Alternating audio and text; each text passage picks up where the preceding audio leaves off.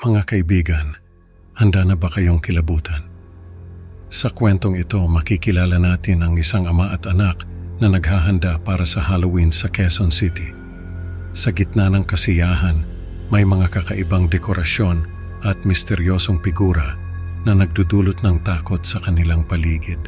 Ano nga ba ang tunay na nangyayari sa kanilang kapitbahayan at sino ang halimaw sa likod ng maskara? Tara, samahan niyo ako sa isang kwentong puno ng kilabot at misteryo.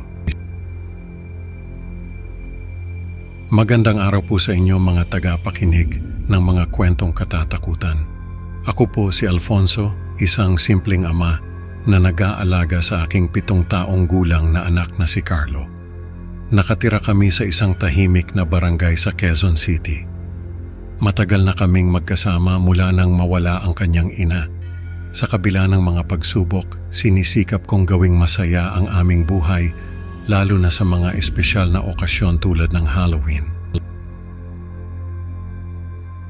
Isang hapon sa isang abalang mall sa Quezon City, dinala ko si Carlo upang mamili ng mga gamit para sa Halloween. Ang mga tindahan ay puno ng mga makukulay na dekorasyon at costume. Nakita ni Carlo ang isang mamahaling costume ng isang superhero na agad niyang nagustuhan. Kahit medyo mahal, binili ko ito para sa kanya dahil gusto kong gawing espesyal ang Halloween na ito. Tay, pwede ba akong maglagay ng maraming dekorasyon sa bahay? Tanong ni Carlo. Siyempre anak, gagawin nating pinakamakakatakot ang bahay natin. Sagot ko habang nakangiti. Napansin ko ang saya sa mga mata ni Carlo kaya naisip kong sulit ang gastos. Pag-uwi namin, agad kaming nagsimula sa pag-aayos ng mga dekorasyon. Kahit na walang mga batang nagtitrick or treat sa aming liblib na tahanan, masaya kaming mag-ama sa paglalagay ng mga bungo, kalansay, at mga ilaw sa bakuran. Isang gabi habang naglalakad ako sa aming kalye, napansin ko ang bahay ni Mang Julio na puno ng magagarang dekorasyon para sa Halloween. Ang mga ilaw ay kumikislap at may mga malalaking bungo at kalansay na nakasabit. Dati-rati tahimik lang si Mang Julio at hindi mahilig sa mga selebrasyon. Ngunit ngayon, ang mga dekorasyon niya ay mas maganda pa kaysa sa amin. Naglakad pa ako ng kaunti para mas makita ang mga dekorasyon. Napansin kong sobrang detalyado ang mga bungo at kalansay, tila tunay. Habang naglalakad ako pabalik sa aming bahay, naramdaman ko ang kakaibang kilabot sa aking katawan. May mali sa mga dekorasyon ni Mang Julio. Ngunit hindi ko maipaliwanag kung ano iyon. Maagang umaga, habang naglilinis ako ng bakuran, naramdaman ko ang malamig na simoy ng hangin. Ang mga dahon ay naglalaglagan mula sa mga puno at tahimik ang paligid. Biglang, sa gilid ng aking mata, nakita ko ang isang figura na may suot na maskarang may nakabiting bibig at mga ngipin. Sumisilip ito mula sa bakod ni Mang Julio. Pumikit ako at nagdasal na sana'y nagkakamali lang ako ng nakita. Pero pagmulat ko, wala na ang figura. Sino ka? Sigaw ko, ngunit agad itong nawala. Kinilabutan ako at agad na pumasok sa bahay. Carlo, manatili ka sa loob ng bahay, sabi ko habang sinisigurado kong nakasara ang lahat ng pinto at bintana. Hindi ko maalis sa isip ang nakakatakot na figura na yon. Habang gabi na, hindi ako mapakali, ngunit wala akong magawa kundi bantayan si Carlo. Isang gabi, habang naglalakad ako sa labas, napansin ko ang bagong dekorasyon sa bahay ni Mang Julio. Isang mangkok ng bituka na may karatulang kumuha ng isa.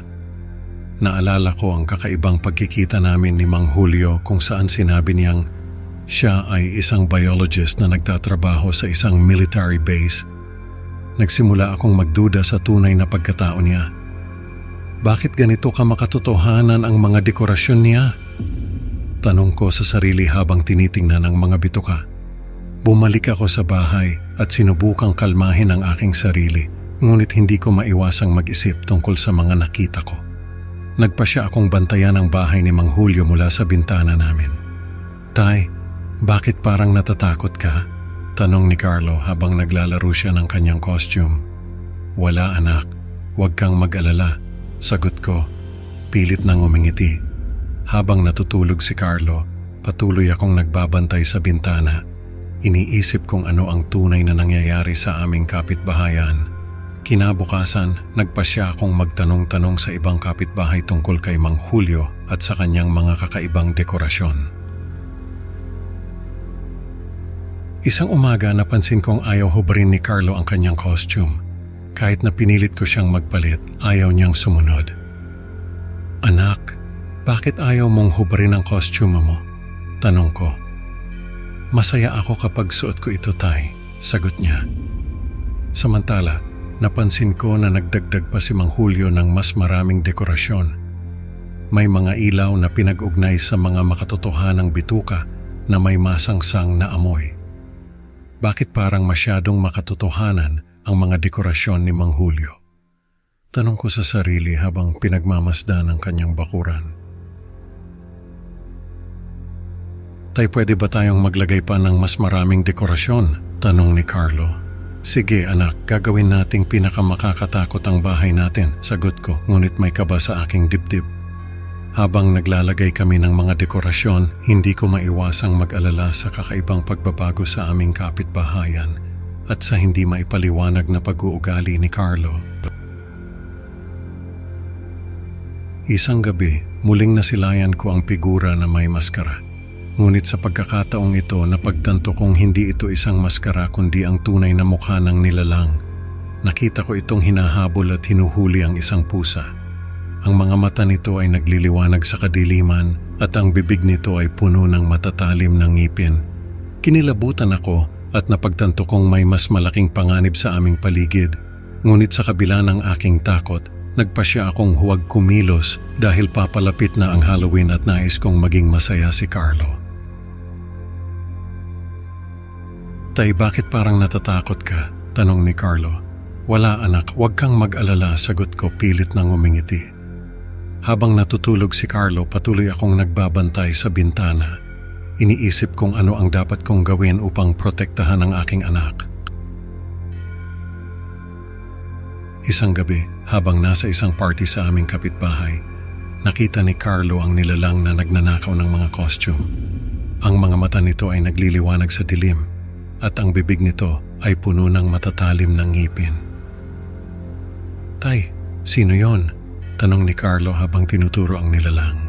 Wala anak, huwag kang mag-alala, sagot ko pilit nang umingiti. Nagsimulang magduda ako sa kaligtasan ni Carlo, ngunit hindi ko alam kung paano ito sasabihin sa anak nang hindi ito natatakot. Tay, pwede ba tayong umuwi na? Tanong ni Carlo. Sige anak, uwi na tayo, sagot ko habang hinahawakan ang kanyang kamay. Pag-uwi namin, sinigurado kong nakasara ang lahat ng pinto at bintana. Hindi ko maalis sa isip ang nakakatakot na figura na iyon. Habang natutulog si Carlo, patuloy akong nagbabantay sa bintana. Iniisip kung ano ang dapat kong gawin upang protektahan ang aking anak. Hating gabi, kinumpronta ako ni Mang Dante mula sa kabilang kanal. Alfonso, nakita ko ang nilalang na pumasok sa basement mo, sabi niya. Ano? Hindi maaari, sagot ko habang nagmamadaling pumasok sa bahay upang tingnan si Carlo. Siniyasat ko si Carlo na mahimbing ang tulog. Anak, gising ka ba? Tanong ko, ngunit hindi siya sumagot. Mang Dante, wala namang kakaiba dito. Sabi ko, pilit na pinapakalma siya. Pero nakita ko talaga, sagot niya. Sinubukan kong kalmahin ang sarili ko, ngunit hindi ko maiwasang mag-alala. Baka nga may katotohanan ng sinasabi ni Mang Dante. Nag-uusap kami ni Mang Dante nang mapansin ko ang kakaibang anyo ng isa sa mga kalansay na dekorasyon ni Mang Julio. Bigla kong napagtanto na ang nilalang ay si Carlo. Anak, ikaw ba yan? Tanong ko habang dahan-dahang lumalapit sa kanya. Ngunit hindi siya sumagot. Nagtapos ang kwento sa pagpapahiwatig na pinalitan na ng nilalang ang aking anak. Hindi ko alam kung paano ko haharapin ang katotohanan ito. Mga kaibigan, sa kwentong ito natutunan natin na hindi lahat ng dekorasyon ay basta-basta lamang. Minsan, may mga lihim na nagkukubli sa likod ng mga maskara.